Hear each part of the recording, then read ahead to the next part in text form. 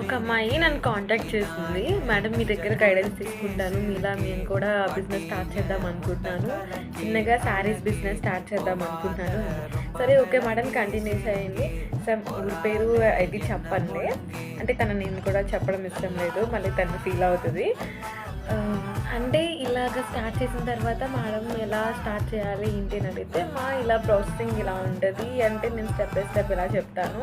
But ఏంటంటే నేను చెప్పే క్లాస్ బట్టి నేను మనీ అది తీసుకుంటాను అని చెప్పేసాను. ఇంత మనీ అంటే ఇంత క్లాస్ చెప్పినందుకు ఇంత మనీ తీసుకుంటాను. ఎంత ఎక్స్‌ప్లెయిన్ చేశానో దాన్ని బట్టి ఉంటది, డిపెండ్ అయి ఉంటది అన్నా.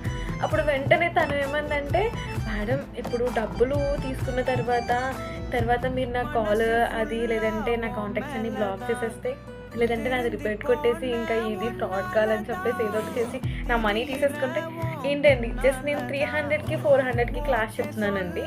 అంటే ఇంకా స్టార్టింగ్ క్లాస్ అది ఇంకా నేర్చుకోవాలి లేదా ఆర్డర్స్ వచ్చే వరకు చూడాలంటే నేను మ్యాక్సిమం 1000 అలా తీసుకుంటున్నాను. బట్ దానికి నేను బ్లాక్ చేసేస్తాను లేదంటే ఫ్రాడ్ చేస్తాను.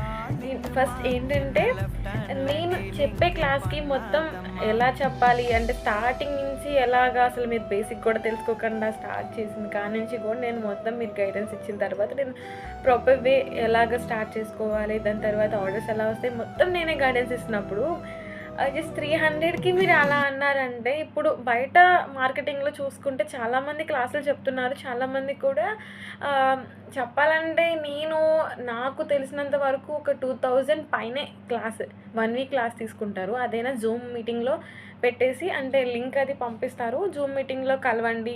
లేదంటే ఏమైనా డౌట్స్ ఉంటే హ్యాండ్ రైజ్ చేయండి. ఏమైనా చాట్ చేయండి అంటారు తప్ప మీకు కాల్ చేసి హాఫ్ అన్ అవర్, 1 అవర్ మీకు మొత్తం ఏ టు జెడ్ అనేది ఎవ్వరు చెప్పరు.